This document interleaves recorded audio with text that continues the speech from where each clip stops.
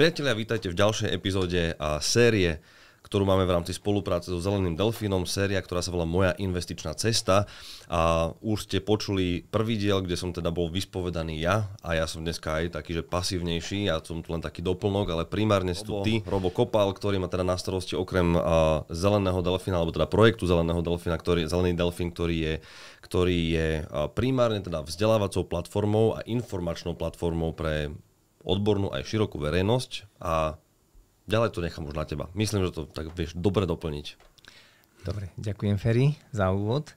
V podstate pokračujeme v tom, čo sme začali spolu s tebou, tým prvým dielom, a to je prinášať inšpiratívne príbehy o investovaní cez osobnosti domáceho kapitálového trhu, pretože chceme, aby informačno-vzdelávací portál, ktorý sme spustili a volá sa Zelený delfín, prinášal takéto inšpiratívne príbehy, nazvali sme to Moja investičná cesta.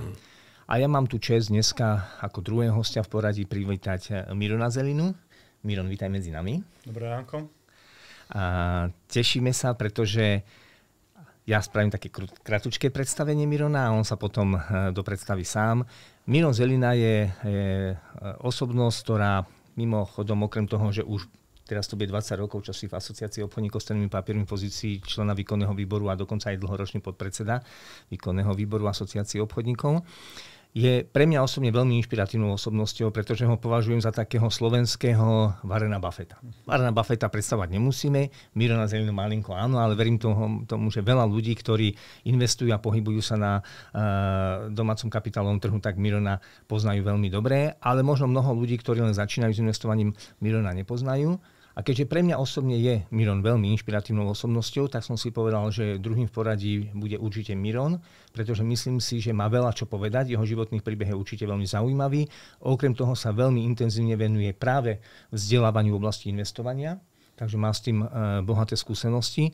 A to je niečo, čo vlastne my cez Zeleného delfína chceme podporovať. Takže Miron, ešte raz, vítaj medzi nami. Ešte raz, dobré ránko.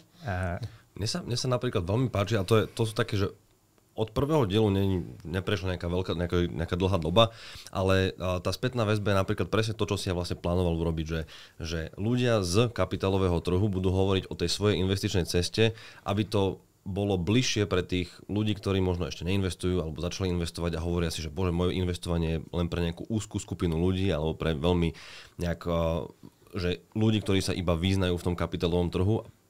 Toto je vlastne ten cieľ. A už po prvej epizóde, kde som teda bol ja, čo ani zďaleka nebude tak zaujímavé, ako vy predpokladám, tak už tam bol ten ohlas presne taký, že je to, že aha, že je tam nejaké to prepojenie, že aj vlastne úplne bežný človek môže kľudne investovať a nie je to žiadna raketová veda v podstate.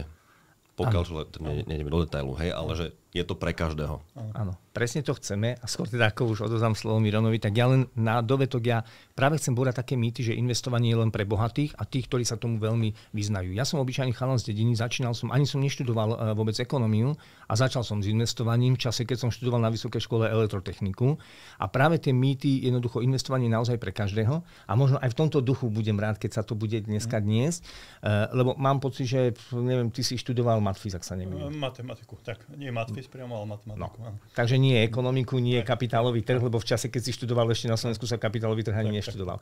Takže presne toto chceme búrať tie mýty, aby ľudia sa nebali toho, aby investovali, aby začali, a našim zámerom je im poodhalovať cez takéto životné príbehy, že jednoducho dá sa to, treba ísť po tej ceste postupne, nedá sa vybudovať ani tie vedomosti, ani ten majetok zo dňa na deň. Ale keď človek trpezlivo ide a ide tými milníkmi, tak sa má šancu dopracovať niekam. Takže, ale už aby sme nehovorili len my, takže nech sa páči, Miron, možno začneme tým, že skús trošku možno ešte z toho profesionálneho pár, ale potom to bude hlavne o tej osobnej rovine. To znamená, že aj niečo možno také z osobného života, záujmy, rodina, niečo proste, čo uznáš za vhodné, kľudne, slobodne môže začať. Nech sa páči. Dobre, tak ja predovšetkým ďakujem za pozvanie do podcastu a možno začnem tak, že som rád, že je takáto príležitosť to zrekapitulovať, lebo ono je to už tak dávno, že keby sme to teraz nezrekapitulovali, možno by som to aj pozabudal postupne, takže ten príbeh sa začína niekedy v roku 1991, keď prebiehala kuponová privatizácia. No a tým, že som vyštudoval tú matiku, tak som mal vždy blízko k číslam. A pre mňa bolo fascinujúce to, že po prechode od socializmu k kapitalizmu sa naozaj mohli reálne tí ľudia učiť tomu, čo je to ponuka, čo je to dopyt, hej.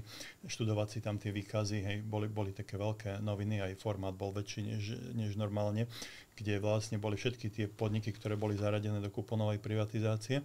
No a nejaké tie základné ekonomické ukazovatele tam boli. Čiže jednak tam bol ten prienik s tou matikou a jednak mňa veľmi fascinovalo to, že ako prebiehala tá transformácia. Že sme tu mali ten socializmus, kde otvorene poviem, že ja som bol protisocialistický živel, takže ja som veľmi uvítal ten november 89, mimochodom 17. novembra 89 som bol v Prahe, takže som zažil na vlastnej koži tú revolučnú náladu a všetky tie udalosti, ktoré to odštartovali. No a vlastne teda, ako hovorím, ten príbeh sa začína niekedy v roku 91, keď som pomáhal celej rodine s tým investovaním v rámci kuponovej privatizácie. No a potom, teraz to poviem veľmi stručne, a potom sa môžeme k niektorým obdobiam vrátiť. Čiže po tomto období vlastne vznikla burza, ak si dobre pamätám, v 93. sa začalo obchodovať, asi niekedy na jeseň. No a potom bol taký pík znamená, že vzrástli veľmi ceny akcií niekedy v marci 94. No a ja som si v 94. urobil maklerské skúšky, lebo to bolo vtedy podmienkou toho, aby mohol človek robiť profesionálne to, čo sa volá odborné obchodné činnosti. No a potom som vlastne v 96. sa presunul z Košic, kde som študoval matiku, teda v Košiciach som študoval matiku, do Bratislavy a je zaujímavé, že za 25 rokov som mal len 2 zamestnávateľov Invest Brokers, obchodníka s cenými papiermi, kde som sa postupne z makléra stal riaditeľom. A v roku 2004 som prešiel do Privatbanky, kde som bol najprv šéfom treasury a potom 9 rokov členom predstavenstva banky. Takže nebol som nejaký veľký fluktuant, niektorí vystriedajú do 35 povolaní a u mňa to bolo také skromnejšie, ale zase ja som bol vždy ten typ, že som chcel tie veci doťahovať do konca a ako keby niečo vybudovať, no a možno sa mi to aj podarilo. Takže tak veľmi stručne ako keby ten profesný životopis vyzeral takto. Čiže odľahčenie by som to povedal, že buy and hold na stratégiu. Aj pri investovaní to platí? Áno, to, čo si povedal, to porovnanie s Buffettom sedí, lebo ja som vždy skôr dával, ale teda pozor, akože samozrejme musím byť skromný, že to je len akože trošku možno ten investičný štýl, že vždy som skôr dával dôraz na fundament a na to, že rozumie tej investícii. Nie veľmi som inklinoval k tradingu, ale ako vieme, samotný Warren Buffett aj odpredáva investície. Nie je to tak, že by kúpil a držal na veky. Teraz odpredal aj dosť veľkú pozíciu v Apple. Takže nie je to úplne tak, že by som to držal do nekonečna, ale je pravdou, že ten fundamentálny prístup a tá analýza, rozumie tomu, do čoho človek investuje, to je taký akože úplný základ, lebo poznám veľa ľudí, ktorí, a to už možno je trochu o tom vzdelávaní, ktorí investujú do toho, čo je práve hitom a idú s davom, no a to je popísaná taká, sa trochu zarazil, lebo kognitívna chyba, ale to je zložité slovo, tak jednoducho je asi 23 takých základných psychologických chýb, ktoré ľudia robia pri investovaní a jedna z nich je to, že nasledujú DAO, a to potom vedie k bublinám. Takže vždy sa snažím urobiť si vlastný názor a urobiť analýzu toho, do čoho investujem, a to je jedno, či to ide o akciu alebo o dlhopis. Dobre, trošku postupne, teda vráťme sa na začiatok. Spomenul si kuponovú privatizáciu, že si sa snažil, vlastne, že to boli tvoje začiatky, obdobne ako moje, a že si rodine radil. Akú stratégiu ste vtedy zvolili pri tom rozhodovaní sa, že ako investovať? To možno trošku napovie potom aj o tej... No podľa mňa už vtedy bolo vidno, že tam vznikajú určité také, nazvime to, nerovnováhy alebo príležitosti. Ja to poviem na príklade akcií Východoslovenskej železiarni. Ak si dobre pamätám, tých bolo v ponuke 16 miliónov. Bolo základné imanie, bolo 16 miliard a bolo to rozvrhnuté na 16 miliónov akcií po 1000 korún. A povedzme, že nejaký pražský hotel mal to základné imanie len 30 miliónov, čiže tam bolo v obehu 30 000 akcií. No a ľudia si hovorili, že ten pražský hotel to bude atraktívne, to bude mať vysokú cenu, tak sa tam sústredil vysoký dopyt, ale tých akcií bolo málo. A naopak, aj keď samozrejme kupovali ľudia tie akcie VŽ, ale predsa len ich bolo tak veľa na predaj, že ten dopyt bol ako keby relatívne nižší, respektíve sa nevypredali všetky v tom prvom kole. A potom tá cena klesala. Inými slovami, za tú jednu kuponovú knižku, čo bolo 1000 bodov, bolo možné získať na začiatku 30 akcií Slovnaftu, potom 70 a nakoniec až 140, pretože sa nevypredali všetky, jednoducho ich bolo veľa. No a to ma akože celkom fascinovalo, tie princípy ponuky a dopytu, ktoré platia dodnes, len nie všetci to uvedomujú a nie všetci si uvedomujú, že štát to nemôže jednoducho všetko regulovať. Takže už toto bolo zaujímavé, že tam som si uvedomil, že že tá firma je v princípe dobrá, len tých akcií je veľa a teda ten dopyt je sústredený možno na iné menšie firmy, kde je tých akcií menej. No a takto sa podarilo investovať akože už v rámci tej kuponovej privatizácie celkom dobre. Hej. To znamená, nemal som nejaké také, že vyslovene prepadáky a radil som dosť širokému okruhu aj v rámci rodiny, aj nejakým priateľom. No a už som sa potom tešil, keď sa to začne obchodovať, lebo to, tí, čo už to nepamätajú, tak to bola fáza, že sa najprv investovalo a tých kôl bolo veľa, tie sa potom vyhodnocovali a až neskôr vznikla burza a začalo sa s tými akciami obchodovať. Znamená to, že ste investovali priamo do konkrétnych spoločností, čiže nevyužili ste ponuku fondov, vtedy kuponových? Ak si dobre pamätám, nebol tam ani jeden fond v rámci toho, čo sme investovali. Ja potom zase niektorí tú kuponovú privatizáciu neskôr znosili po čiernu zem, že aký to bol omyl a podobne. Ja na ňu nedám dopustiť, lebo v podstate to bola veľká škola aj pre celý národ, že ako funguje ponuka dopyt. Umožnil to rýchlu transformáciu majetku. A to, že boli mnohé fondy vytunelované, to všetko je pravda, ale a teda mnohí tvrdili, že najprv mala byť legislatívna základňa, poriadne zákony a až potom toto, ale ja som vždy hovoril, že zákony nedokážu úplne zabrániť všetkým podvodom, ale je to o čestnosti tých ľudí. Čiže keby sme boli takí, ako máme byť, že proste to cudzie sa nespreneverí a spravuje sa to poctivo s odbornou starostlivosťou, tak by neboli také excesy, ako boli. Takže môj názor je, a nedám si ho vziať, že kuponová privatizácia bola dobrým nástrojom, ale zlyhalo to potom, alebo teda v niektorých prípadoch, aby som to nezovšeobecňoval, to zlyhalo na tom, že ľudia jednoducho neboli poctiví a kradli. Mimochodom, jeden z dobrých argumentov, a ja sa presne pripájam k tomu, to je tiež môj názor, že to bola najférovejšia metóda, aká sa asi v danej chvíli dala využiť a aj najrýchlejšia na transformáciu ekonomiky. A možno jeden fakt za všetky, keď sa robil spätný odpočet, že čo bola vlastne najvýnosnejšia investícia cez kuponovú privatizáciu, tak vyšli akcie z Sestomače. A to vďaka tomu, že tam bol taký obrovský previs, lebo to išlo cez aukčné kolá, presne ponúka dopyt, že tam až v 3. kole sa dalo nakúpiť za tých 1000 kuponov, ktoré sme získali cez kuponovú knižku. Teraz si nepamätám počet, ale tak extrémne veľa tých akcií, pretože o to nebol záujem, že potom pri tom spätnom precenení, a myslím, ten pík bol v 1994 nejaký marec. Áno, marec. Tak keď sa zobrali ceny z marca 94 krát počet akcií, ktoré sa dali získať kuponovej privatizácie, tak suverene najvýnosnejšie vychádzala investícia do Sestomače. A to bolo, mám pocit, cez 300 000 korún. Je to možné. Versus 1000 korún investovaných vlastne do tejto. Čo bolo akože úplne že unikát. A to podľa mňa vyvracia aj fakt, čo niektorí ľudia spochybňovali, že to dobre mohli investovať tí, ktorí mali kvalitné informácie. No tak toto vyvracia ten fakt, že mali kvalitné informácie, lebo až v 3. kole vlastne tam bol ponuka dopyt a vygenerovala taký počet akcií, ktoré sa dalo takto nakúpiť. A to mohol de facto kdokoľvek. To znamená, že tužiť?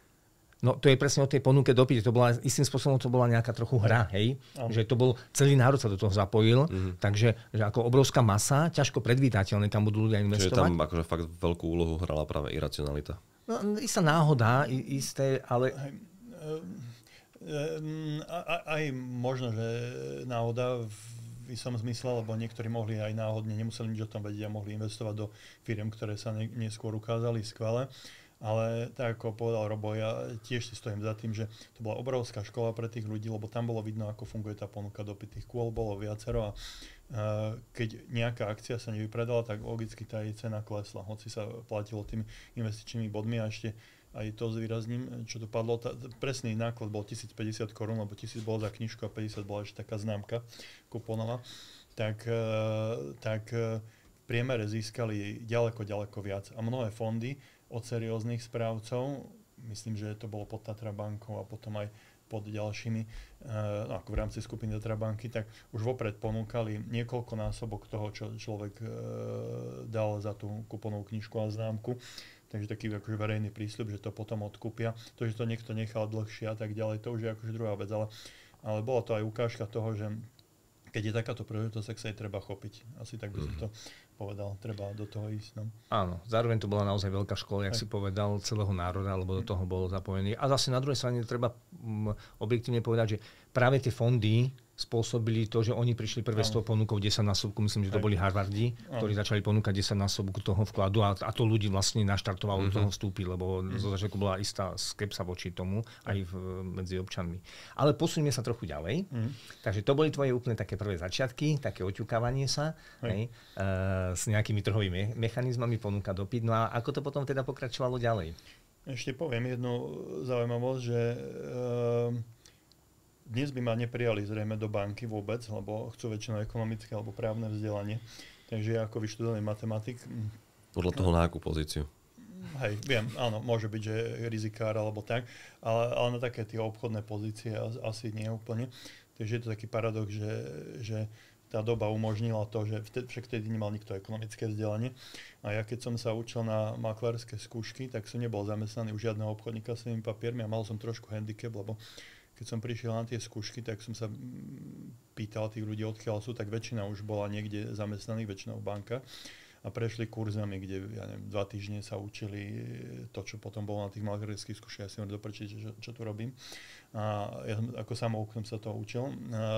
No nakoniec som to urobil na nejakých 94 alebo 8%, takže dobre dopadli tie maklárske skúšky. No a vlastne ten presun z Košíc, som spomínal, že ja som študoval tú matiku, čistú matiku som študoval vedeckú, tak bol spôsobený tým, že v Košiciach postupne zanikali tie obchodníci s cennými papiermi alebo aj banky. Bola tam kedysi priemyselná banka, tá skončila. Potom boli okolo VŽ, to známe ARDS, čo doteraz sa traduje, že boli iniciálky Alexander Rezeš, Drabik a Smerek. Hej. Hoci, neviem, či to niekto oficiálne potvrdil, ale to je jedno. Ale v podstate tí obchodníci postupne zanikali, podobne tam vznikol Horizont Slovakia, obchodník s tými papiermi, ktorý bol prepojený s BMG. A to bola veľmi smutná kapitola toho nášho finančného trhu, pretože to boli tzv. Nebankové subjekty, ktoré sľubovali vysoké výnosy a potom ľudia prišli o peniaze. Čiže inými slovami, ten presun do Bratislavy bol kvôli tomu, že tých príležitostí v Košiciach na tom finančnom trhu ubúdalo. No a teda začínal som Vimes Brokers, najprv ako maklér a neskôr som sa stal riaditeľom obchodníka s cennými papiermi. Takže to boli ako keby také začiatky a boli zaujímavé v tom, ja možno spomeniem jednu takú príhodu, ktorá možno nie je až taká pozitívna, ale trochu mi to otvorilo oči a preto sa, alebo teda bolo to jeden z tých impulzov, prečo sa toľko venujem tej finančnej gramotnosti a vzdelávaniu, že niekedy v roku, aby som to trafil, dajme tomu, že to bol 98. rok, tak už bola druhá vlna kuponovej privatizácie, ktorá bola úplne zdeformovaná. Zmenila sa na to, že všetci ľudia dostali dlhopis Fondu národného majetku, ktorý mal pri splatnosti vyplatiť 13 740 korún, ak si dobre pamätám. No a obchodoval sa s výrazným diskontom. Lebo napriek tomu, že ľudia verili Mečiarovi, teda zase nie všetci, ale významná časť národa, tak nebola veľká dôvera v to, že tie dlhopisy budú splátené. No a ja som raz bol na Miletičke, kde bol RM systém. RM systém bol organizátor trhu s cennými papiermi, cez ktorý mohli ľudia aj predať tie dlhopisy, aj nakúpiť, aj predať dlhopisy Fondu národného majetku. Čiže de facto tí, ktorí sa zapojili, čo mohlo byť aj 1,5-2 milióny ľudí, už to presne nepamätám, ale riadna masa ľudí, tak každý z nich mal ten dlhopis Fondu národného majetku, každý mal rovnakú cenu, logicky, lebo to bol vlastne jeden cenný papier. No a teraz tá pointa, že bol som pri tom RM systéme, lebo som išiel k notárovi, ktorý bol na prvom poschodí, dole na prízemí bol ten RM systém. No a tam sa dal transparentne predať ten dlhopis, bol tam nejaký rád ľudí, 15, možno 18 ľudí. No a zrazu som si všimol, že zozadu odchytávajú tých ľudí a núkajú im na ruku nejakú sumu za ten dlhopis. Hej. A konkrétne vtedy, keď bola táto príhoda, tak ten dlhopis stál na tom trhu asi 7,5 tisíca korún a oni to odkupovali, tuším, za 5,5 tisíca, čiže s výrazným diskontom. A akože to dajú na ruku tým ľuďom. No ja som potom išiel k tomu notárovi a tam som si všimol, že tam sedia ľudia s nejakými zmluvami a proste čakajú na toho notára, tak som si domyslel, že to sú tí, ktorí idú predať ten dlhopis za tých 5,5 tisíca, tak som sa ich snažil presvedčiť, aby to nerobili, že im stačí zísť dole 20 metrov. Navyše museli ešte čakať, hej, nebolo to úplne tak, že hneď mali tie peniaze, lebo samozrejme tí, ktorí to odkupovali, tak neriskovali to, že by ten dlhopis nebol na účte. Hej, ale sa to robilo vlastne tak, že sa overila zmluva u notára. Keď máte overenú zmluvu, tak môžete dať pokyn cez ten RM systém alebo proste elektronicky. A vlastne, keby tam ten dlhopis nebol, lebo mnohí ľudia už ani nevedia, či to predali, nepredali, no tak by mu nevyplatili tie peniaze. Čiže oni mali absolútne žiadne riziko. No a keď teda by ten dlhopis previedli, tak vtedy by až vyplatili tých 5,5 tisíca. No tak ja som mi vlastne hovoril, že trhová cena je 7,5, že nech zídu dole 20 metrov tými schodami a že uvidia, že tá cena je takáto. No a pre mňa bolo tristné to, že hoci si myslím, že viem dosť dobre vysvetľovať, aj som sa snažil byť taký pokojný, presvedčivý a tak som neúspel. Jeden človek tam sa nejako tak akože niečo sa spýtal, ale ostal tam sedieť. No a ja im hovorím, že preboha živo, že to kde žijeme, keď vám stačí prejsť 20 metrov dolu, pozrieť si tú tabulu, lebo ja to smešne doplnil, že ten RM systém fungoval tak, že oni mali hore vpredu takú tabulu, kde bolo napísané, že koľko je aktuálna trhová cena v ten daný deň. Hej. A v ten deň, čo spomínam, to bolo okolo tých 7,5 tisíca korún. A jediná v úvodzovkách nevýhoda bola to, že oni nevyplácali v hotovosti tie dlhopisy, ale väčšinou prevodom na účet. Ale pozor, bol možný v podstate aj hotovostný výber, že sa dostala taká poukážka, ale trvalo to asi 3 dni. Čiže to je celý rozdiel. Hej. Ale za 3 dni teda mne stojí ten rozdiel 2000 korún. Takže pre mňa to bolo také veľmi tristné poznanie, že napriek tým argumentom, napriek tomu, že si to mohli tí ľudia pozrieť, hej, a nič by tým nesratili, že ísť dole tými schodami a pozrieť si tú cenu, tak to bol možno jeden z takých impulzov, že prečo sa toľko venujem tej finančnej gramotnosti a vzdelávaniu, keďže niekedy stačí 20-30 minút a zachráni človek podstatnú časť toho finančného majetku. Hej. Vieme príbehy, ako ľudia prišli o peniaze treba z tých spomínaných nebankových subjektov. To skrachovalo vo februári 2002 a bolo tam zapojených, zase to trošku musím priblížiť pre ľudí, ktorí majú dnes možno 20, 25, 30 rokov, tak tí si to už nebudú pamätať, lebo je to 22 rokov dozadu, ale bolo to veľké poučenie, že odhaduje sa, že asi 150 000 Slovákov, čiže spolu s rodinami mohlo byť zasiahnutých 500 000 ľudí, investovalo do firiem, ktoré de facto boli pyramídami, to znamená, že sľubovali vysoké úroky, mali veľkú reklamu v médiách, v tých najsledovanejších médiách, či je to televízia, rozhlas, alebo vtedy ešte internet nebol, takže myslím, že na webe to až tak nebol. Ale proste bola to masívna reklama, sľub vysokých výnosov, to sa bavíme 30-35% ročne, aj keď boli iné úrokové sadzby vtedy, ale bolo to prehnané. No a títo ľudia o tie peniaze prišli, z toho konkurzu bol výťaž, neviem, či 3% alebo koľko. No a ja som bol, nechcem sa chváliť, ale bol som jeden z mála, čo ešte pred tým, ako skrachovali, tak verejne varoval. Aj Šmegnerová napríklad, tedajšia ministerka financií, Brigita Šmegnerová takisto varovala ľudí, ale nejak to extra nepomohlo. Proste to bola pyramída, tie úroky boli vyplácané z vkladov tých, ktorí prichádzali do tej schémy, nie z reálnej nejakej hospodárskej činnosti. Takže to bolo niečo, čo tí, ktorí trošku videli za roh, alebo podľa mňa na to stačilo priemerné IQ, tak museli vidieť, že tá pyramída je, ale ľudia asi aj pod vplyvom tej reklamy a tej chamtivosti, tak do toho investovali. Hej. Takže to bola podľa mňa, preto to aj spomínal, ale podľa mňa to bola jedna z najväčších udalostí na slovenskom finančnom trhu za to obdobie od transformácie, teda odkedy zanikol socializmus, pretože tak veľké množstvo ľudí takto postihnutých si asi nepamätám, že by potom v nejakých ďalších kauzách bolo. Ja som nedávno robil také video, ako zomrel Jozef Majský, to bolo nedávno. Som robil jedno video k tomu, že vlastne čo bolo BMG Invest a čo to bolo za osobu, hej, pre práve ľudí, ktorí možno absolútne netušia, že nejaký Jozef Majský bol. A pod tým videom sa spustila akože celkom výrazná konverzácia, kde sa ľudia a práve aj tí poškodení začali medzi sebou rozprávať, že o koľko peňazí prišli a čo to vlastne bolo. Ale bolo tam aj dosť takých, ktorí aj vedeli, že áno, vedeli sme o tom, že to bola pyramída, ale proste sme špekulovali, lebo ľudia tam stále pchali peniaze, všetko tam dám na ten rok a proste vyťahnem tých 35% navyše. A niektorí teda aj sa obohatili na tom, vedome, že to je nejaká pyramída, že to je podvod. Áno. Takže boli aj také prípady. No. Presne, a ešte doplním, lebo to je podľa mňa tiež poučné. Ja som nosil v kufriku účtovnú závierku, ktorú oni zverejnili niekedy v roku 2001 za rok 99, čiže s oneskorením, to bolo vtedy v obchodnom vestníku.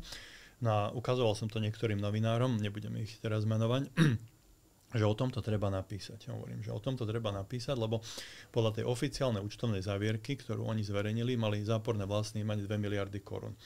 Teraz ľahko vysvetliteľné pre bežných ľudí. Záporné vlastné imanie znamená, že máte menej majetku ako záväzkov. Že dlhujete výrazne viac, konkrétne v tom čase o 2 miliardy, ako je váš celý majetok. Takže to sa dá pomerne ľahko vysvetliť ľuďom. No a narazil som na dve veci. Jedna bola, že sa báli preto, lebo že však oni majú drahých právnikov a oni sa budú súdiť za poškodzovanie dobrého mena. Ja im hovorím, to je blbosť, lebo napíšeme len fakty, že majú záporné vlastné imanie a vysvetlíme ľuďom, že čo záporné vlastné imanie znamená. Za to nikto nikoho nemôže súdiť, pretože uvedieme iba fakty. A potom druhé bolo vlastne ekonomické záujmy, pretože oni mali v tých najvýznamnejších médiách reklamu za stovky miliónov korún. Čiže jednoducho sa báli, že im tú reklamu zrušia. Hej. No a preto to nakoniec vyšlo v Hospodárskych novinách a nie v nejakom sledovanejšom médiu. Tie pokusy boli, ale nikto mi to neuverejnil. No a bola tam narážka na to, čím oni argumentovali, to nadväzujem na to, že tam boli aj špekulanti. Tak. Väčšina tých ľudí, čo som sa ja s nimi rozprával, a mňa to vždy vytáčal, argumentovali tým, veď oni to vyplácajú ako hodinky. Vyplácajú to na čas, oni dokonca boli schopní aj mesačne vyplácať alebo štvrťročne tie úroky. Takže to budilo dojem, že to funguje. Hej. Ale samozrejme, že to bolo vyplácané z vkladov tých ďalších ľudí. Takže preto som dal názov tomu článku, veď tie 30% výnosy vyplácajú, aby som vysvetlil ten mechanizmus, že všetky pyramídy vyplácajú výnosy dovtedy, kým je prítok tých nových klientov. A zároveň je tam jasná zákonitosť, že tie záväzky, čiže tie dlhy rastú a ten majetok klesá. Takže som tam mal také dve krivky, že majetok klesá dole, lebo sa spotrebúva na tú reklamu, na platy ľudí a na vyplácanie tých úrokov, ktoré nie sú malé. A naopak, čiže majetok klesá a záväzky, tie dlhy rastú. A preto je potom aj zákonité, že z toho konkurzu bude malý výťažok, čo sa aj potvrdilo. Tam bolo, myslím, 2 alebo 3% vyplatené. Takže vlastne takýto článok som napísal a pokladám to akoby za súčasť tej cesty alebo toho nejakého vývoja, že ja som si vtedy uvedomil, že fakt netreba veľa, alebo myslím si, že netreba veľa, že je to pár o svetových článkoch v tých najsledovanejších médiách, finančná gramotnosť na školách, za ktorú bojujem už 25 rokov, aby bola povinným predmetom.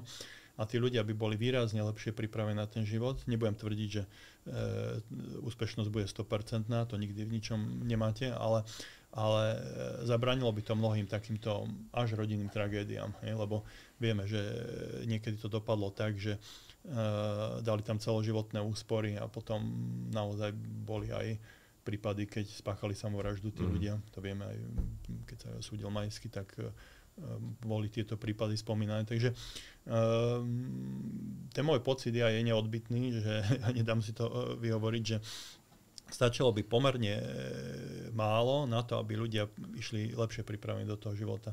Ale asi uznáme, nič také neexistuje. Nie je to ani na stredných školách, nie je to ani na základných školách a potom už na vysokých školách sú špecializovaní tí ľudia. Nie je to v médiách, boli kedysi relácie, ktoré boli o peniazoch alebo o investovaní, ale pamätám si, ako sa presúvali postupne do viac a viac nočných hodín, čiže niekedy to bolo 18, potom to dali na 21:30, potom to skončilo niekde na 22:50, no kto to bude pozerať. Hej. Takže ja v podstate trvám na tom, že takéto niečo chýba a užitočné by to bolo. Otázka znie, ako to robiť čo najefektívnejšie.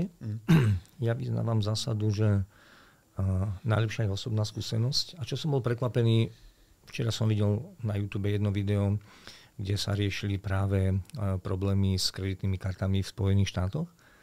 A rodený Američan alebo Američanka povedala, že oni žiadnu finančnú gramotnosť nikdy na školách nemali, ale že tam sa to prenáša z rodičov na deti. A tí rodičia už majú viac. Ty si začínal tou kuponovou privatizáciou, my sme zažili ešte dobu, že tu nebol žiadny trhový mechanizmus a jednoducho asi si treba nejaký čas odžiť a prejsť nejakú cestu. Ale najlepšia, z môjho pohľadu najefektívnejšia cesta, áno, bolo by fajn, keby to v tých školách bolo, ale to je na veľmi dlhú trať ešte. Jednoducho začať sám od seba, začať vychovať svoje vlastné deti a vštepovať im finančnú gramotnosť od malička. A takto sa to má šancu postupne dostať cez generácie. Len možno to ešte potrvá 1-2 generácie, že tá finančná gramotnosť bude rásť, ale nie je lepšieho ako osobná skúsenosť a bohužiaľ aj častokrát cez to zlé, čo sa stalo s tými nebankovými subjektami, že ľudia, len nie všetci sú poučiteľní. Na druhej strane osobná sloboda je niečo, čo ja považujem za nedotknutelné. Keď človek sa nedokáže poučiť na vlastnej chybe, tak ťažko ho môžeš donútiť robiť iné rozhodnutia. Ono je to aj tak, že keď by bola tá finančná gramotnosť ako predmet na školách a potom by sa to vzdelané dieťa naučí sa niečo o tých peniazoch, ako pracuje, neviem, čo kreditné karty a tak ďalej, dojde domov a zistí, alebo teda má tam tie vzory rodičov, ktorí napríklad nemusia byť finančne gramotní a nevedia hospodáriť s peniazmi, no tak ťažšie sa potom to dieťa adaptuje na nejaký nový systém, čo sa naučil v škole, lebo má doma ten vzor tých rodičov, ktorí možno nemajú to vzdelanie. Čiže ono je to také, ale jasné. A napríklad minule som si to uvedomil ja mám veľmi rád americké seriály, také tie sitcomy, také, kde proste človek vypne mozog úplne, ktoré majú 25 minút, jedna epizóda a v každej vlastne takej tej sérii, aj tých kultových seriálov, v každom jednom seriáli je niekde nejaká epizóda schovaná, ak nie dve, ktoré sa venujú vyslovene, že investovaniu. Proste tie hlavné postavy sa nejakým spôsobom dostanú buď k peniazom a potom, že čo s tými peniazmi majú robiť. A tá celá situácia je vlastne o tom, že čo s tými peniazmi majú robiť, aby ich lepšie zhodnotili. A vždy sa dostanú niekde na burzu, investujú do niečoho, proste kúpujú nejakú investičnú nehnuteľnosť, proste vždy sa venujú nejakému investovaniu. A to je vlastne už tak zakorenené v tej americkej kultúre, že každý rozumie nejakým spôsobom tomu, niekto viac, niekto menej, niekto proste nevie s tým hospodáriť za každých okolností. Nedá sa to naučiť u každého, ale je to tam už roky. My sme akože ďaleko od toho, ale tak smerujeme k tomu. Je tam dlhšia tradícia, o tom nie je pochyb a to, čo hovorí Robo, že v rodine začať a tak, áno, myšlienka je to dobrá, len sa obávam, že mnohí tí rodičia nemajú vlastne tú osobnú skúsenosť. Mimochodom, my máme len veľmi malý finančný majetok, pripadajúci na jedného obyvateľa.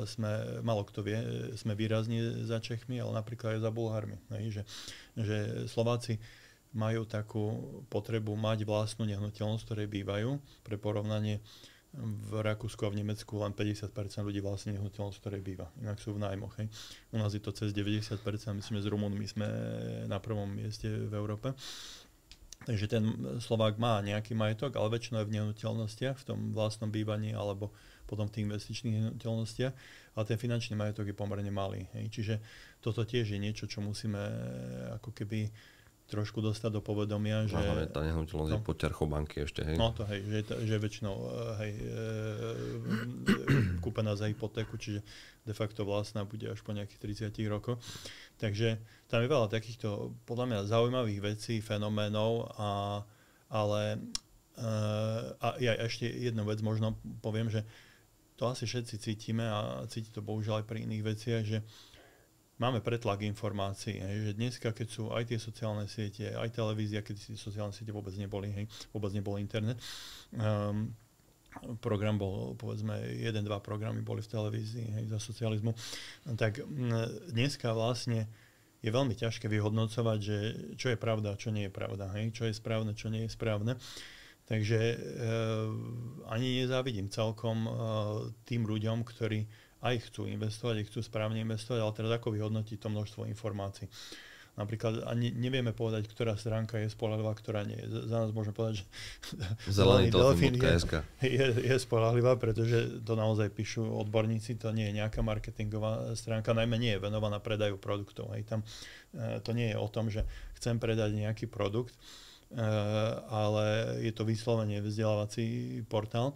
Takže Takže toto je niečo, na čo ani ja nemám úplne jasnú odpoveď, že ako povedať ľuďom, alebo ako vôbec ten človek má vyhodnotiť, že toto je spoľahlivá informácia a toto nie je. To je niečo, čo ma akože v poslednom období tak možno aj najviac trápi, lebo keď dostane informácie z nesprávneho zdroja, tak tie chyby môžu byť fatálne. Poviem jeden taký jednoduchý príklad, čo zvyknem hovorievať, že u nás sa ľudia radia väčšinou buď s rodinou alebo s priateľmi, až na druhom alebo treťom mieste sú potom profesionáli. Hej? A ešte tí sa delia na tých, ktorí chcú predať a majú tú motiváciu predať, a potom takí, ktorí naozaj chcú dobre tomu klientovi. No a teraz sa pýtam, je správne, keď povedzme, že mám priateľa z detstva, poznám ho 40 rokov a veľmi mu dôverujem. To je prirodzené, že je tam nejaká dôvera vybudovaná, ale ja zvyknem niekedy so smiechom hovoriť, že ten človek nerozozná, čo je to súvaha a čo je to úvaha, hej, ale mu v dobrej viere poradiť, že tam nie sú zlé úmysly, hej, len žiaľ Bohu fakt netuší nič o tých finančných produktoch, o tom trhu, len povie, že ja som investoval do ničoho takého, to je to super, poď aj ty. A to môže byť práve nejaké BMG, takže toto je ďalšia taká zaujímavosť, že keď, ja neviem, si zlomíme nohu, tak nás asi nenapadne ísť k automechanikovi, že poď mi to opraviť tú nohu, ale ideme za lekárom, hej. A čo sa týka tých finančných vecí, tak na to sú aj prieskumy, to nie je, že ja som si to vymyslel, alebo si to myslím, ale naozaj sa ľudia najprv radia s tou rodinou alebo s nejakými priateľmi, ktorým dôverujú, aj ten prvok dôvery je tam veľmi dôležitý, a až potom s nejakými profesionálmi. Takže tam je to tiež také zaujímavé, že ako toto vylepšiť, a jednoduchý recept na to úplne nie je. Hej. A potom teda ešte tie médiá, z ktorých sa to valí. Dneska je veľká taká móda využívať, zneužívať známe osobnosti alebo firmy. Pôjdem ďaleko, napríklad Slovnaft. Hej. Slovnaft je firma, ktorú asi pozná každý. Tak sa objavujú treba na sociálnych sieťach také reklamy, že kúpte si akciu Slovnaftu a budete mať za 250 € a budete mať potom doživotnú rentu, ja neviem, že 3000 alebo 3800 mesačne, alebo nejaký takýto nezmysel. Hej. To proste bežne mi tam chodí, ja to mimochodom nahlasujem to ako podvod. A niekedy to pomôže, niekedy nie, lebo takýchto vecí je x. To je strašne veľa je toho. Strašne veľa, presne. Už boli aj také tie deepfakeové videá, ako Peter Pellegrini alebo Robert Fico rozprávali v nejakej akože teatri, relácii. A že teraz je limitovaná ponuka štátnych dlhopisov, ktoré dotujú neviem čo, a proste keď teraz investuje sa 250 €, ale akože my, ktorí poznáme tie deepfakeové videá, to vieme rozoznať, ale viem si predstaviť, že veľmi veľa ľudí absolútne netuší, a keď ešte milujú Fica, tak si povedia, že no tak keď Fico tuto dotuje nejaké dlhopisy, no tak kliknem na ten link a dám tam tých 250 €. Áno, presne tak, že je to čoraz sofistikovanejšie, hej, nie je to také, ako to bolo pred 5 rokmi, že to priemerne inteligentný človek rozpoznal na prvý pohľad, a nepríjemné je to, že je tam aj známa osobnosť, často aj známa značka, ten Slovnaft spomínaný.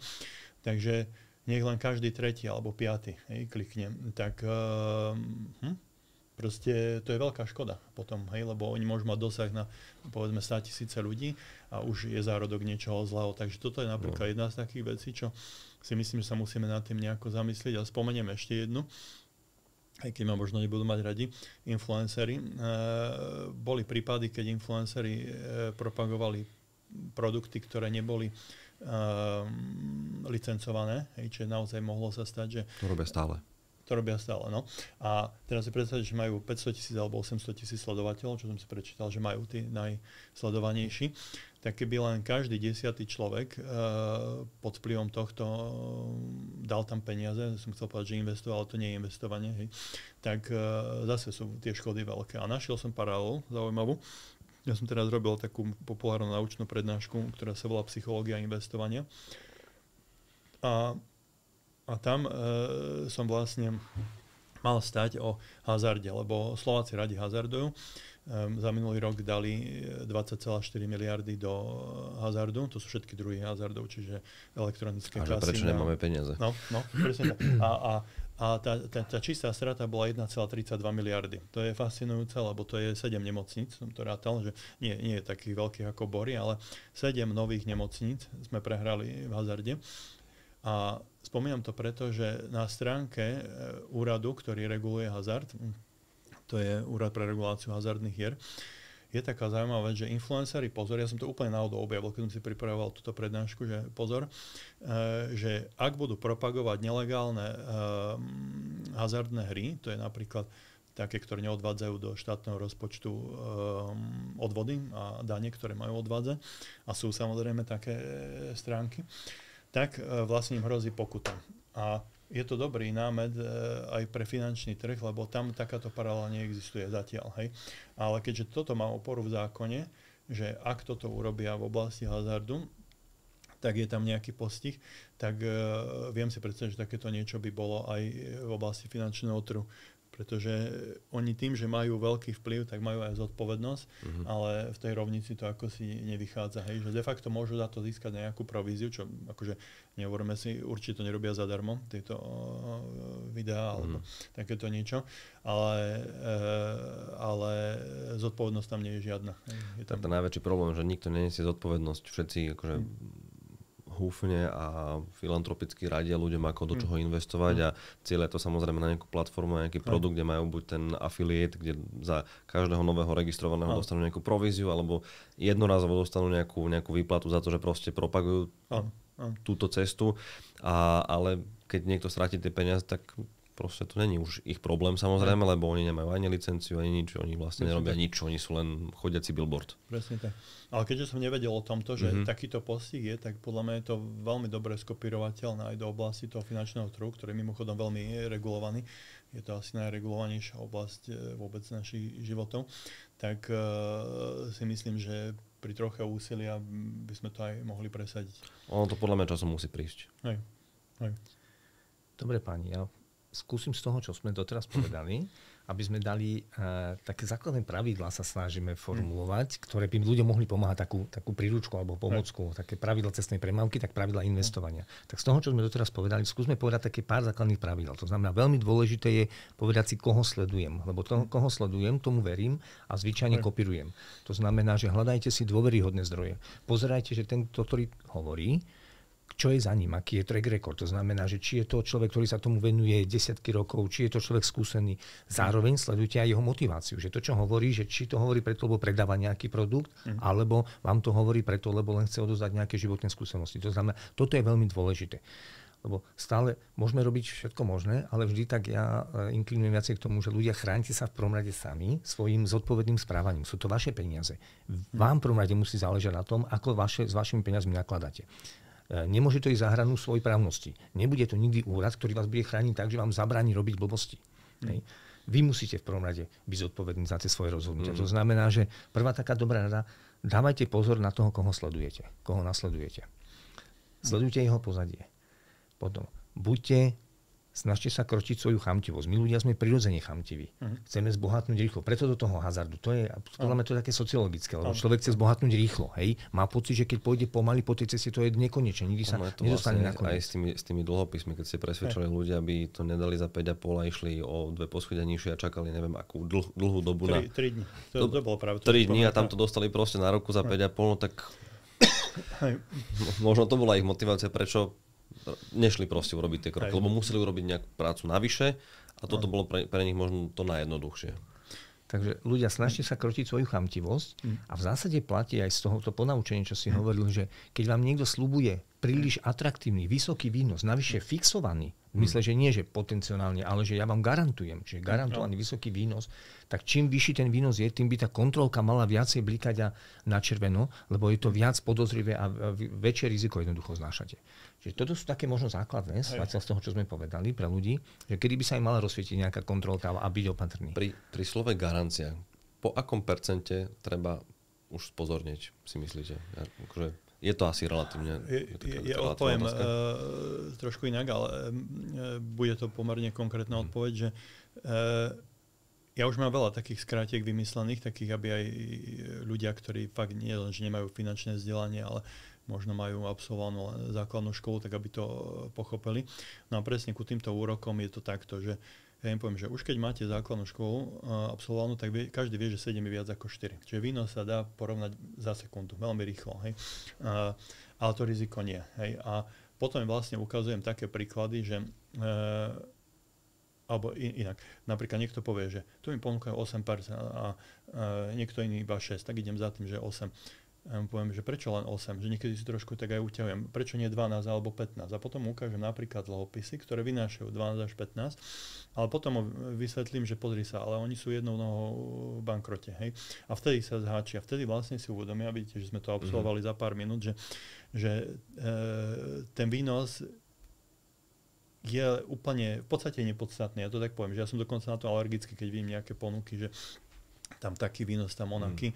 Tak takto sa dajú ľudia nasmerovať pomerne rýchlo k tomu, že naozaj ten výnos je až to posledné. Ja ju učím to, že najprv si vyfiltrujeme produkty, ktoré sú ako tak priateľné a ten výnos si všímame až v druhom kroku. Hej.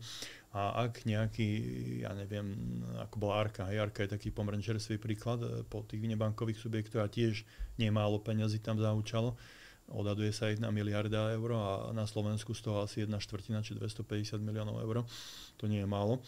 Čiže jednoducho Arka nebola schopná vyplácať nielen výnosy, ale aj istinu tých dlhopisov alebo tú dlžnú čiastku. Tak presne je to o tom, že zase tam bola tá chamtivosť, bolo to, že tá firma bola pomerne známa, robila si PR, kupovala jedno, druhé, tretie. Ľudia nerozumejú tomu, či sa to kupuje na dlh, alebo sa to kupuje z vlastných zdrojov. A tam sa dalo pomerne ľahko ukázať, aj na to som mal prezentáciu, ja mám skoro na všetko. A zase som mierne hrdý na to, že som ju mal už asi 2 roky pred tým krachom, že ja som vlastne vysvetľoval, že keď sa kupuje na dlh, tak vlastne tí dlhopisári, tí, ktorí dlžia tie dlhopisy, riskujú toľko ako tí akcionári a niekedy aj viac. Hej.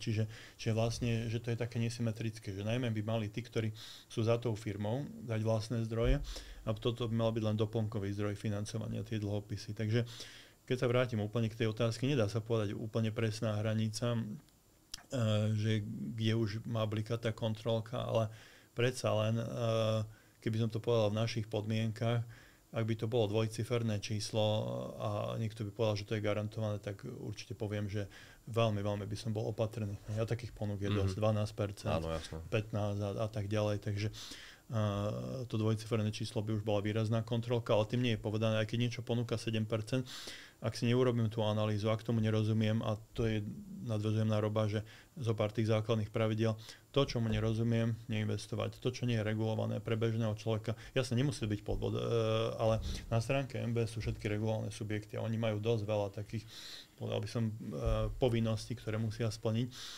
A tam je tiež pomerne malá pravdepodobnosť, že by ste investovali do niečoho, kde by ste mali 100% stratu. Môže sa to stať, ale predsa len taký prvý filter pre bežného človeka by mal byť, že idem do investícií, ktoré ponúkajú banky, správcovské spoločnosti, obchodníci s cennými papiermi, čiže subjekty, ktoré sú regulované a všetky sú na stránke MBS. Čiže za nejaké 3-4 minúty si viem overiť, že táto firma je regulovaná a to riziko výrazne klesá. Najmä riziko, ja to volám ukradnutia peňazí jednoducho z prenevery, hej, lebo ak vy budete investovať do nejakých atraktívnych apartmánov niekde, ja neviem, na Kostarike, tak, a to je typický príklad neregulované investície, tak môžu vám síce sľubovať 15%, ale to je na papieri. Hej.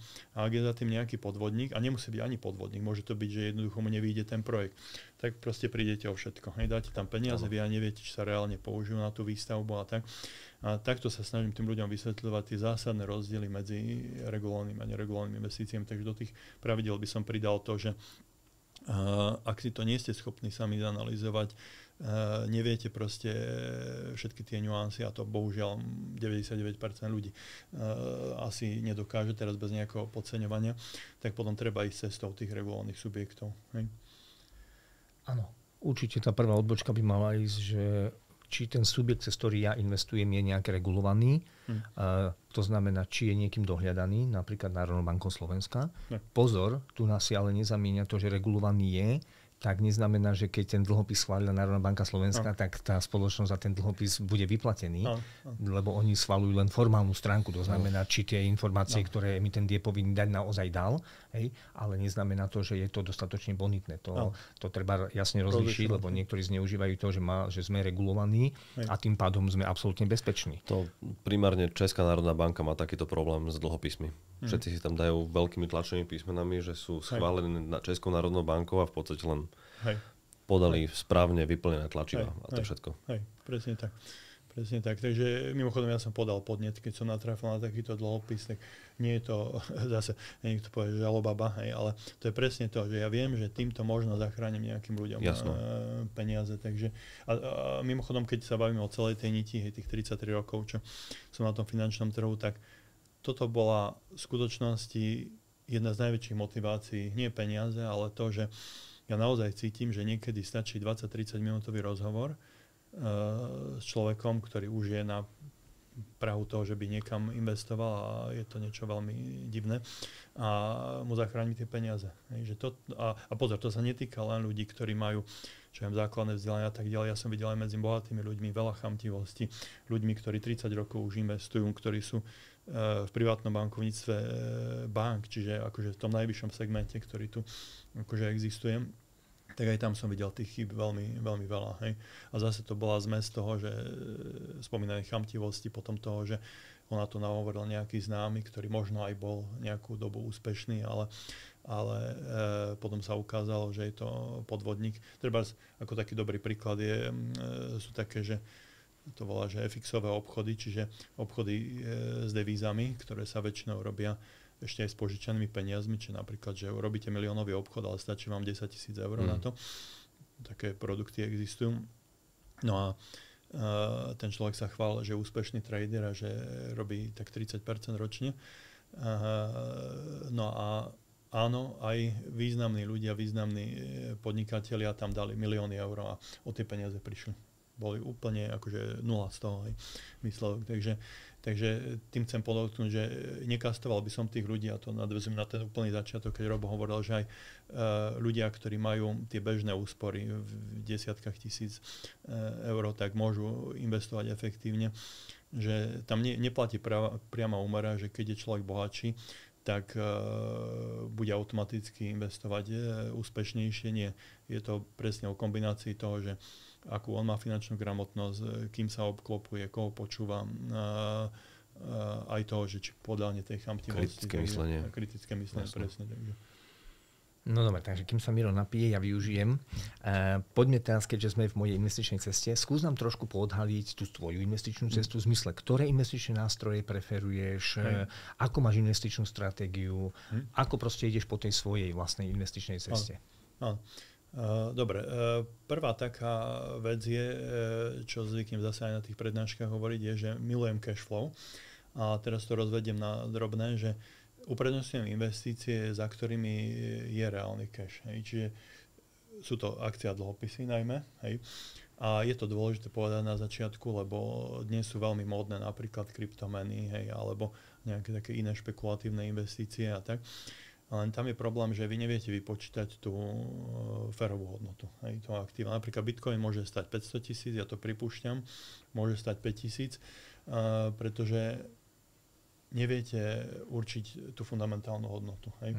No a niekto povie, že som staromodný, hej, keď hovorím najmä o akciách a dlhopisoch. Ja som na to pripravený, mimochodom som pripravený na debatu aj s tými, ktorí sú zástancami kryptomien, lebo je to väčšinou taká, alebo začne sa tak povrchne, že oni povedia, že tu som ďaleko za opicami, že oni majú x ďalších argumentov a tak. Ale ja mám rád také výzvy, že sa o tom pobavíme a že sa bavíme aj hodinu. Ale teda nie som staromodný, ja tvrdím toto, že akciové spoločnosti, ktoré vyrábajú nejaké reálne výrobky, či je to ten Apple, hej, či sú to, aby som aj európske firmy, hej, BMW a tak ďalej, to sú firmy, ktoré reálne zarábajú peniaze. Tie peniaze buď reinvestujú, alebo vyplácajú formou dividend, alebo kombinácia toho. Čiže ja tam vidím to, že reálne tie firmy zarábajú. Hej? A hoci to znie akokoľvek primitívne alebo jednoducho, je toto podstatné. Hej? Že, oni proste ukázali aj za ten dlhý čas, ktorý existujú, tie najvýznamnejšie firmy, že vedia to robiť, vedia tie peniaze zarábať a tým pádom aj zvyšovať hodnotu potom tých akcií. A podobne to s dlhopismi. Keď je firma skvelá, keď má dobrý manažment, keď nie je príliš zadlžená a tak ďalej, tak v podstate sa dá s veľkou mierou pravdepodobnosti tvrdiť, že tie dlhopisy vyplatí. Hej. Čiže toto je taký akože ten úplne základný pilier, preto tie akcie a dlhopisy, nie preto, že som staromodný. Hej. Čiže že vždy je za tým nejaká akoby racionálna úvaha. No a teraz naopak vás prekvapím, že ja nezavarujem ani iné investície a ako keby proste, že nie som úplne že staromodný v tom slova zmysle, že keď príde niečo nové, že by som povedal, to je blbosť, lebo toto a toto, alebo nejak to zhodiť zo stola. Ja som ochotný sa o tom baviť, ale potrebujem tie argumenty. A často je to len o tom, že je to nové. Hej. Hovorím to, že niečo je nové, no tak bohužiaľ to je málo. Hej. Mám také jednoduché pravidlo, keď niekto niečo chce kúpiť, a to je úplne jedno, či to je akcia, či to je nejaká kryptomena, alebo čo, že nájdi 3 dôvody. By ste boli prekvapení, že väčšinou nájdu jeden, napríklad, že padla cena. Hej. Nokia, možno si niektorí pamätajú, bola Nokia, mobily vyrábala a tak ďalej. Tak ona padla z 15 na 10, potom na 7, nakoniec na 2 € a neviem koľko teraz stojí. Myslím, že sa vyšplhala potom trošku hore, lebo predali nejaké patenty. Ale to poučenie je to, že keď padla z 15 na 10, z 25, najprv bola ešte 25, tak sa im zdala lacná tá akcia. Ja hovorím, že to je málo. To je málo na to, aby som do toho investoval. Lebo čo keď zmeškali vlak a tá firma má čoraz menšie a menšie zisky, to bol práve ich prípad. Hej.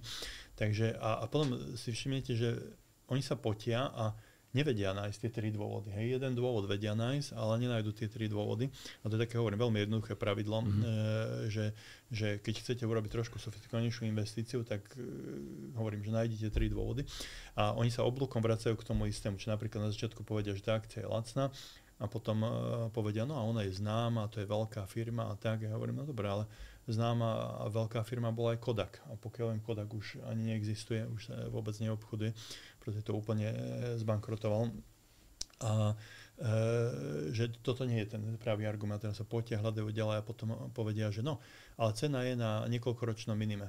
A ja hovorím, no ale to je to isté, čo si povedal ako prvé, hej, ten argument. Takže zanlivo odbočka, ale to tiež vystihuje, že nájdi 3 dôvody. A teraz, keď sa zase k tomu vrátim, že ja sa tým novým veciam nebránim, ale ako som povedal, potrebujem tam silnejšie dôvody, silnejšiu analýzu, že prečo do toho ísť. A ako príklad uvediem, že keď boli v Bratislave na vrchole ceny bytov, čo povedzme, že je tie 2 roky dozadu, keď boli tie nízke úrokové sadzby, teda nulové, hej, tak som investoval na prekvapenie niektorých, že som si kúpil apartmán v zahraničí, ale za tým bola úplne racionálna úvaha, lebo pri nulových sadzbách tu bol vtedy výnos nájmu aj doteraz je mimochodom 3-3,5% v Bratislave, nie je vyšší. Hej. Čiže vlastne tí, ktorí to kupujú, tak sa spoliehajú na cenový nárast, ale na to tiež sú jasné štatistiky. My máme voči platom jedny z najdrahších nehnuteľností na bývanie. Praha aj Bratislava. Čiže trošku je to také, že klapky na oči, že furt to ráslo, tak tu budem kupovať do nemoty. Mne to proste nedalo, tak som si pozrel tie štatistiky, no a v tej destinácii, kde som to kupoval, tak ten výnos nájmu bol okolo 7%.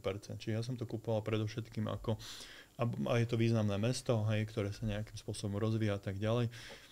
U nás demografická kríza môže spôsobiť to, že aj v Bratislave, hoci sa to ľuďom nezdá, bude časom stagnovať počet obyvateľov. Tak toto je mesto, ktoré sa rozvíja.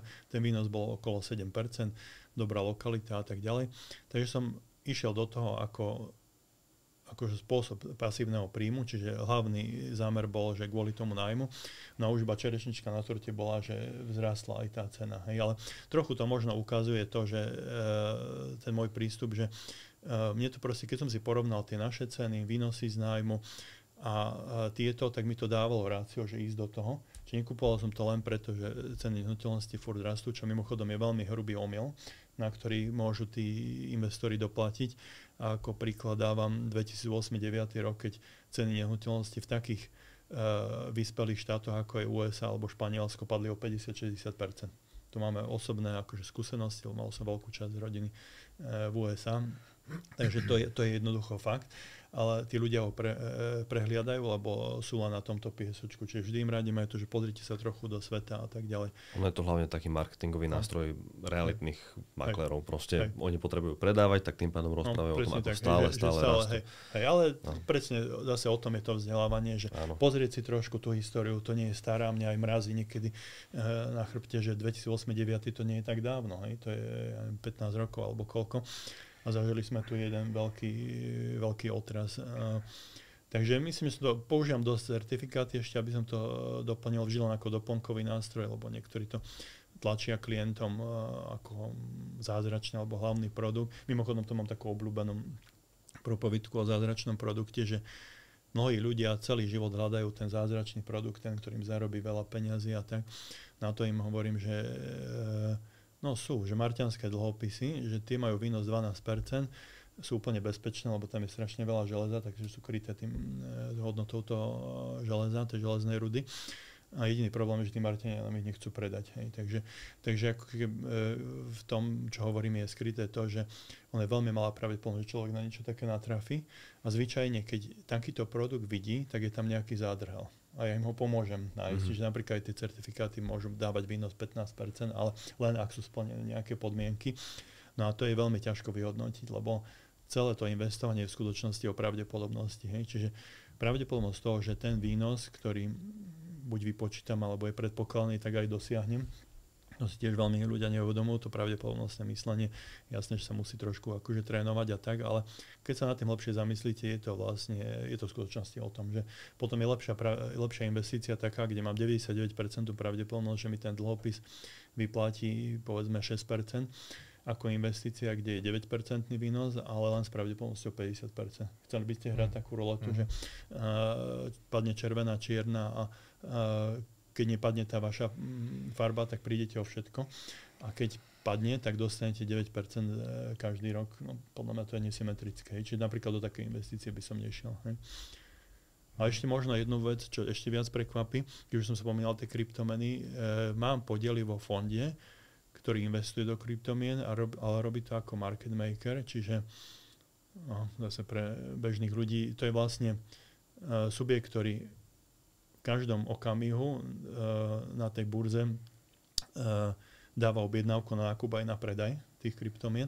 A teda on neniesie až také riziko toho poklesu alebo nárastu, ale žije vlastne z toho, že tam je nejaký rozdiel medzi nákupom a predajom a ešte aj využíva všelijaké také neefektivity na tých trhoch, lebo je veľa búr, sú tam rôzne ceny a tých nástrojov je veľa a tak. Čiže oni vlastne ako keby využívajú naozaj to, že ten trh je mladý, nie je tak regulovaný a tie neefektivity tam reálne vznikajú. Takže boli by ste prekvapení, investujeme aj do tohto, ale nie je to stávka na nárast cien tých kryptomien, ale skôr na to, že títo ľudia to vedia robiť a ja som im dával peniaze vtedy, keď ešte len vznikali a vtedy som dokonca aj rozumel presnejšie, čo vlastne robia, lebo skutočne v tom 2017 roku boli 5-6% rozdiely v cenách tej istej kryptomeny na dvoch rôznych burzách. To sa volá arbitráž potom, že to viete využiť, len ja som na to nemal čas, lebo som bol na pozícii člena predstavenstva banky vtedy.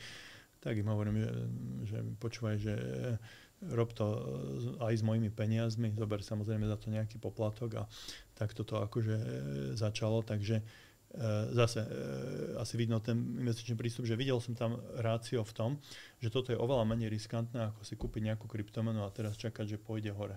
Lebo jedného dňa môžu sa zrútiť o 30% a ten, kto to kúpi na tom vrchole, tak ostanú mu oči preplač. Takže toto ja neviem odhadnúť a mimochodom jedným zo základov toho úspešného investovania je, že spustu investícií nemusíte rozumieť a nie je to žiadna hanba, proste treba povedať áno, neviem, áno, toto nie je moja parketa a stále je dosť investícií, ktoré robiť môžete a môžete byť úspešní a môžete si vybudovať to, čo sa tak často hovorí, tú finančnú nezávislosť alebo pasívny príjem alebo tak. Takže to je ďalšia taká súčasť možno tej investičnej filozofie, že vôbec sa nebať povedať, že toto je mimo môjho okruhu kompetencií.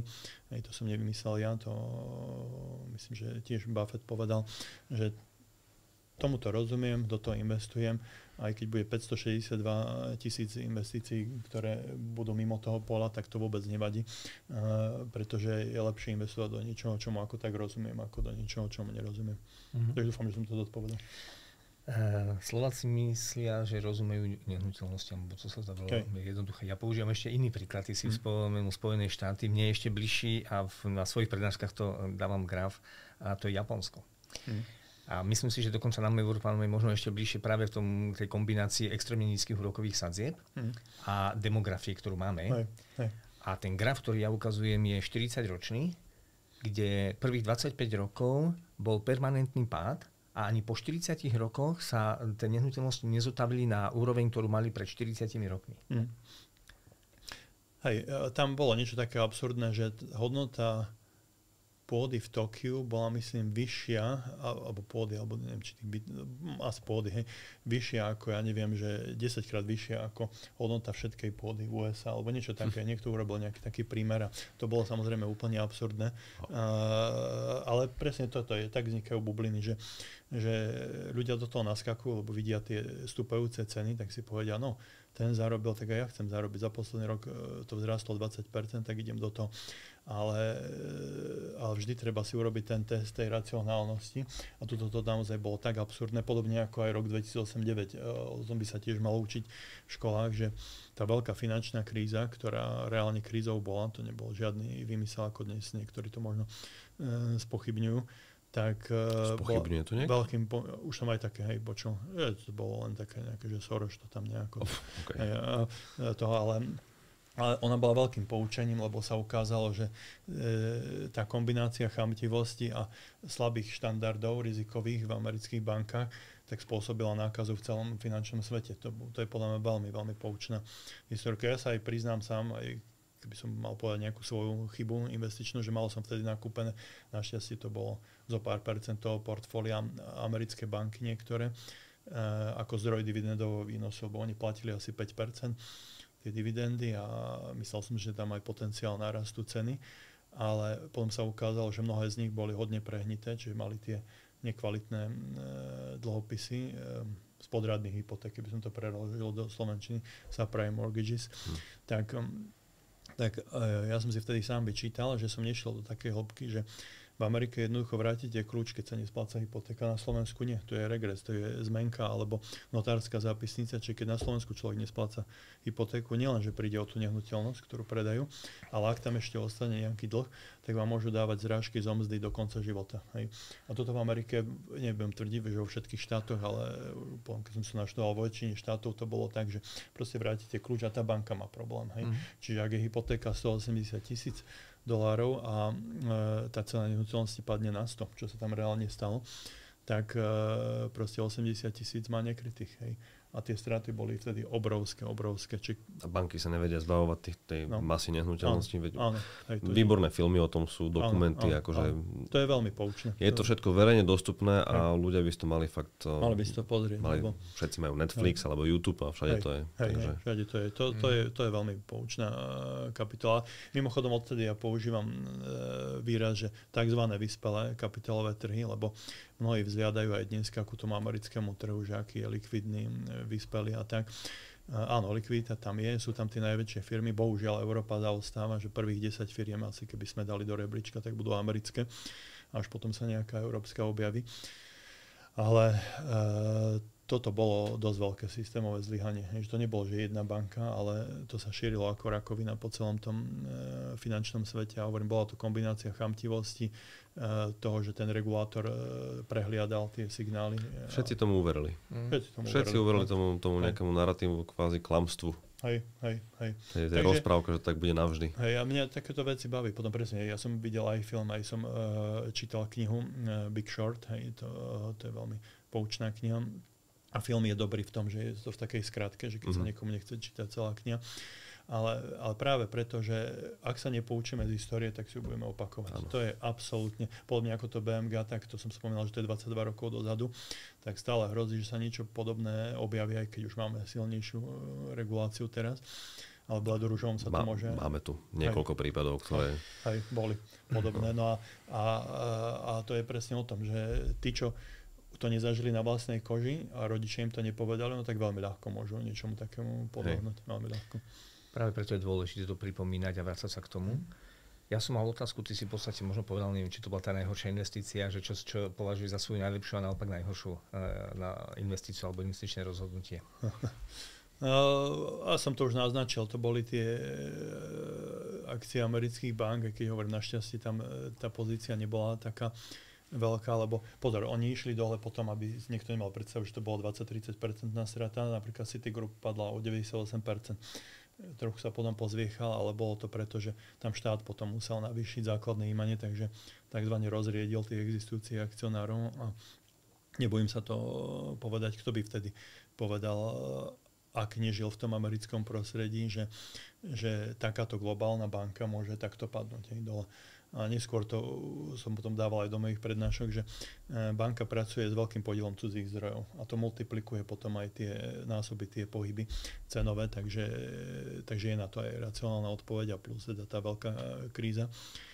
No a tie najlepšie investície, to boli napríklad, aby som ostal trochu lokál patriot, práve aj tie slovenské akcie v tých dávnych časoch a možno aj dnes sa dajú nájsť podobné oportunity, že na jeseň 93 stála vúbka možno 500-600 korún. Slovnaft stál myslím, že 800 a potom išiel na 3300, čiže nejaký štvornásobok. Hej. Aj opcie vyleteli, vtedy bola opčná burza, ktorú neskôr tiež administratívne zrušili. Takže na opciách sa dalo zarobiť, akože 100 násobok ste mohli zarobiť na opciách. A tá spomínaná vúbka, tá išla myslím na 5000 korún a potom dlho tú cenu nedosiahla. Takže áno, tam som zrealizoval nejaký zisk a to sú také tie pionierské časy, keď ten trh vzniká a nie je úplne efektívny, tak akoby to možno boli tie najlepšie. Aj RIF potom, tiež si budeš pamätať, RIF sa otváral, vysvetlím, čo to znamená, že RIF bol vlastne reštitučný investičný fond, kde išlo povinne 3% z každej akciovej spoločnosti na Slovensku. A potom jedného dňa sa z neho stal tzv. Otvorený podielový fond. To znamená, že mohli si ľudia vybrať tie peniaze za hodnotu, ktorá pripadala na jednu tú akciu. Hej. A ešte v decembri to stále, ja neviem, že 1200 korún a v januári už 1500. Hej, takže kto nakúpil v decembri, tak mohol za jeden mesiac zarobiť nejaký 25%, aj preto, že ľudia tomu neverili, že sa to stihne, aj preto, že tam bol nejaký správca, ktorému úplne neverili, že to urobí čisto, aj preto, že si mysleli, že to bude zaťažené nejakými poplatkami vysokými a nakoniec sa naozaj dalo toto. Takže tých príkladov je našťastie viacero, ale ešte možno jednu takú myšlienku poviem, ktorú mi to asociovalo. A mám to v tej prednáške o psychológii investovania. Veľmi dôležité je ostať realisticky. To je niečo, čo učím aj tých klientov, aj proste privátnych bankárov, keď som im robil prednášky, čiže ja som vlastne za posledných 33 rokov nikdy neprestal byť učiteľom. Hej. Tak ja poznám veľa bohatých ľudí, ktorí sú nespokojní. Lebo povedia, že a tam ten zbohatol takto nejako rýchlo. Má 10 miliónov majetok čistý, hej. Ale furt je nejaký nespokojný a ja hovorím, že u mňa už dávno došlo k takému akémusi zmiereniu, že asi viem, že aj vzhľadom na moju investičnú filozofiu, ktorá prakticky neumožňuje zdvojnásobiť majetok za rok. To je taký akože paradox, hej? Lebo tým, že som opatrný a diverzifikujem, hej, to je tiež sme nespomenuli, jedna z hlavných zásad, že nemať všetky vajíčka v jednom košiku, nemať to v jednej investícii, aj keď by vyzerala akokoľvek lákavo, tak vlastne už vzhľadom na tú diverzifikáciu je veľmi málo pravdepodobné, že by ten majetok stúpol o 100% v rámci jedného roka. A takisto tým, že som pracoval s bohatými ľuďmi celý život, tak som sa oprostil od tej závisti, lebo viem, že nikdy nebudem taký bohatý, ako je top 20 aj na Slovensku, ani top 50 a tak ďalej. Tak mi to nejako netrážili. Hej? A jednoducho si hovorím, že toto je reálne dosiahnuť, a som s tým zmierený a je to slušné. A je to aj tak slušné, aj tie výnosy, aj to, že áno, ja pracujem preto, lebo ma to baví, ale nemusel by som pracovať, som už v tej fáze. Ale toto je jedna z tých vecí, ktoré považujem za extrémne dôležité. Ten zmysel pre realitu, hej, že zmieriť sa s tým, čo je reálne, byť s tým spokojný a nenaháňať nejaké vzdušné zámky a niečo, čo ma môže potom naopak zrujnovať. Hej, tým, že do takých dobrodružstiev pôjdem. Takže hovorím, to je jeden z tých pilierov, čo sa snažím sledovať, že akoby ten zmysel pre realitu a dávam vám to aj potom tú vnútornú vyrovnanosť a pokoj. Jeden príklad tam poviem, že to mám tiež v tej prednáške psychológia investovania, že sú dvaja ľudia, Karol a Jan, dajme tomu, a urobia úplne rovnaké operácie a teraz popíšem, ako ich prežívajú. Čiže kúpia akciu X, 100 kusov za 100 eur. Po pol roku ide hore tá akcia o 50%, čiže obaja urobia to isté, že predajú polovičku tých akcií, čiže zrealizujú zisk 50% na tej polovici.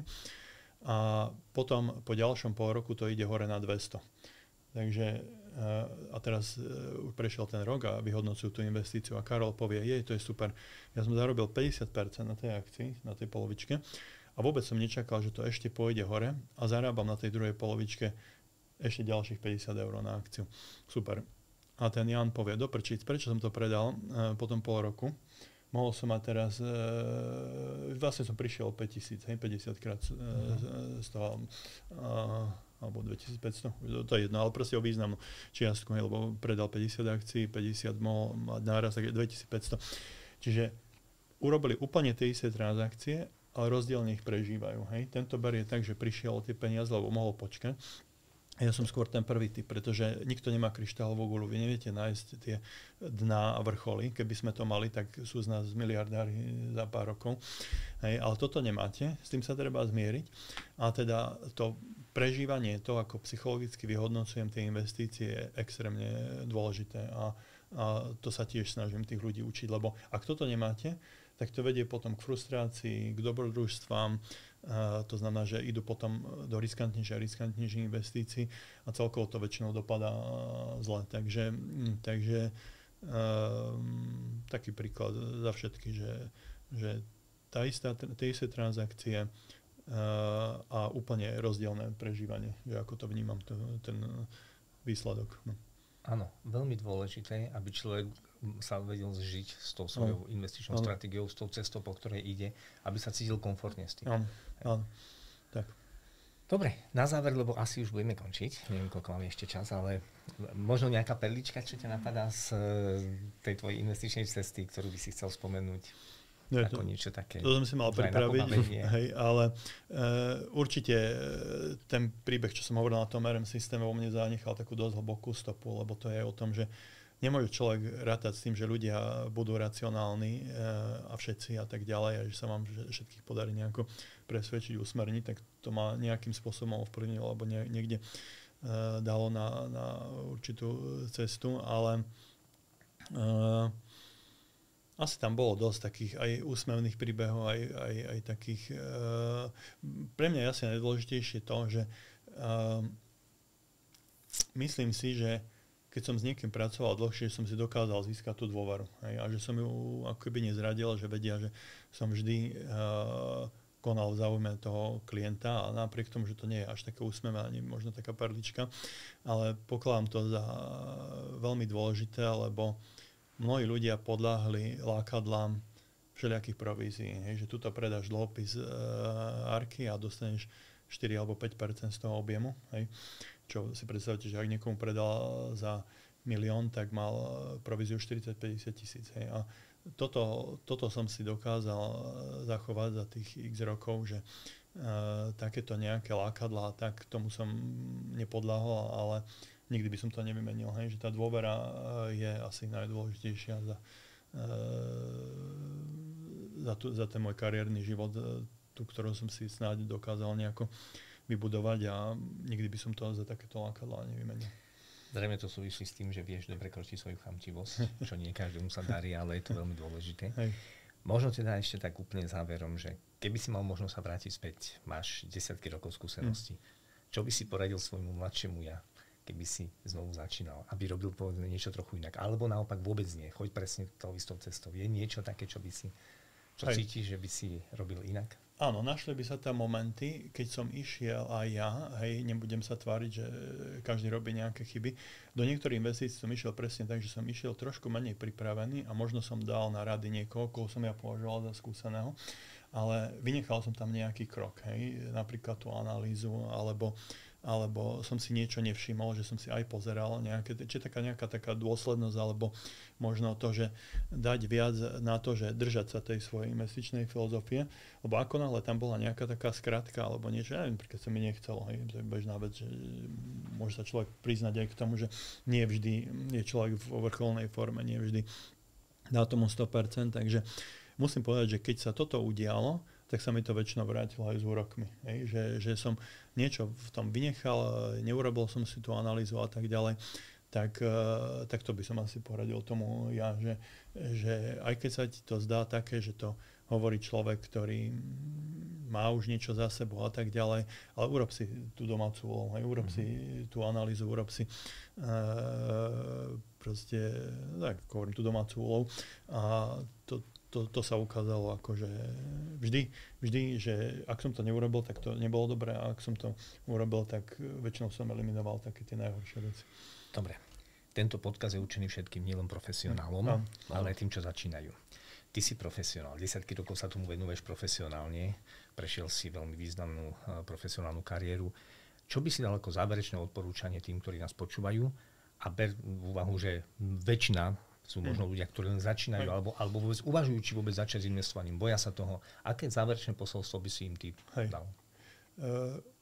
Určite by som povedal to, že netreba sa báť investovania, lebo žiaľ Bohu, to sú desiatky percent, mám pocit, ľudí, ktorí sa vyslovene boja. Hej? Akože to, že majú peniaze v banke na bežnom účte alebo na nejakom termíňaku, to nepovažujeme za investovanie, ale je tam veľa predsudkov a strachov, ktoré sa dajú práve rozptýliť tým, že človek bude počúvať tých profesionálov. Hej.